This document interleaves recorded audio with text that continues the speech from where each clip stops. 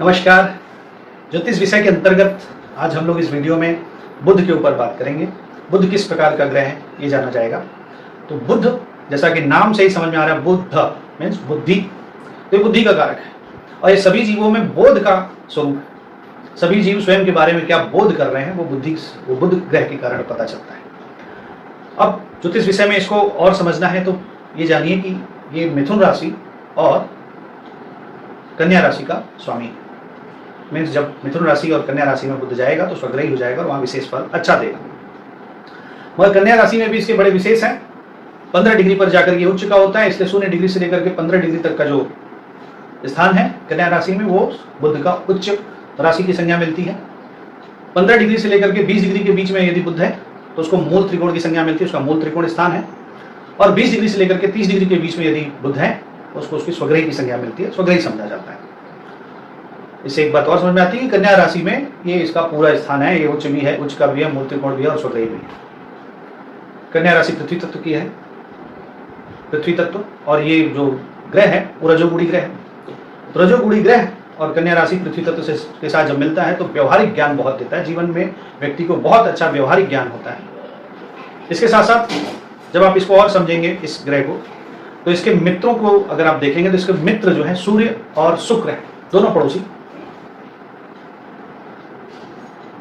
बुध से सबसे नजदीक के दो ग्रह, दोनों पड़ोसी सूर्य और शुक्र, ये इसके मित्र ग्रह हैं।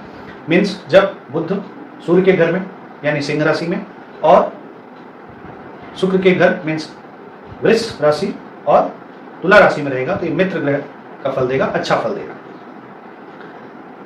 इसके साथ साथ जब बुध चंद्रमा की राशि में होगा तो शत्रु राशिस्थ हो जाएगा। चंद्रमा इसका शत्रु है तो चंद्रमा की राशि में जाके शत्रु फल देगा, वहां पे वो अच्छा फल नहीं देगा। कर्क राशि में बुध अच्छा फल नहीं देगा। बुध चंद्रमा का पुत्र भी है। अब आप समझिए कि मन बहुत बड़ी चीज है और उस मन का एक पुत्र मीन्स उसका एक छोटा सा पार्ट, उससे उत्पन्न हुई चीज वो बुद्धि है। और मन और बुद्धि के खेल को आप इस तरह से समझ सकते हैं कि मन का पुत्र बुद्धि है, चंद्रमा का पुत्र बुध मीन्स मन का पुत्र बुद्धि। इसको और समझेंगे आगे कभी। चंद्रमा के जो बाकी ग्रहों के साथ संबंध है, मंगल, गुरु और शनि के साथ, वो न्यूट्रल है, सम है। उनकी तत्कालिक मैत्री के हिसाब से उनके साथ व्यवहार करेगा तो सम, इन तीनों ग्रहों के साथ उसका समफल है, समग्रह।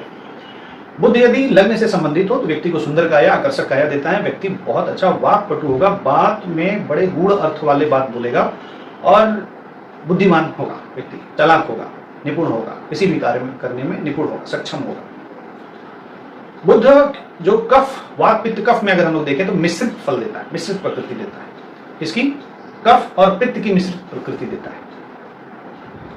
बुध के और क्लासिफिकेशन को जब आप समझेंगे तो जब स्वाद के रूप में, स्वाद की चीज बुध से ज्यादा संबंधित है, आप देखेंगे तो मिश्रित स्वाद वाली चीज पे बुध का विशेष प्रभाव है। आप ये कह सकते हैं कि खिचड़ी पे बुध का विशेष प्रभाव है क्योंकि मिश्रित कई चीजों का मिश्रण है। बुध की ऋतु जो है वो शरद ऋतु है। ठंडी के दिनों में दिमाग बहुत काम करता है, बुद्धि बहुत काम करती है, तो बुध की जो ऋतु है वो शरद ऋतु है। इसके साथ साथ बुध पूर्व दिशा का विशेष अधिपति है, विशेष प्रबल है। पूर्व दिशा में बुध विशेष प्रबल है। आप इसको ऐसे समझ सकते हैं कि किसी व्यक्ति का सप्तम भाव का संबंध अगर बुध से विशेष प्रबल हो गया तो व्यक्ति का विवाह घर से पूर्व दिशा में हो सकता है, या दसम भाव का विशेष संबंध हो गया तो व्यक्ति का कार्य क्षेत्र घर से पूर्व दिशा में हो सकता है। बुध दिन और रात दोनों में बली है। बुद्धि कभी भी लग सकती है। बुद्धि को रात और दिन से क्या मतलब, तो बुद्धि दिन और रात दोनों में बली है। धातु मूल जीव संज्ञक में अगर आप इसे सर्च करेंगे तो आप इसे पाएंगे कि जीव संज्ञक है। अब प्रश्न कुंडली में यदि बुध आ गया है और आपको कोई चीज को समझना है तो आप इसको जीव संज्ञक समझ सकते हैं। इसके साथ साथ प्रश्न कुंडली में ही अगर कालखंड समझना हो तो ये ऋतु के लिए विशेष है।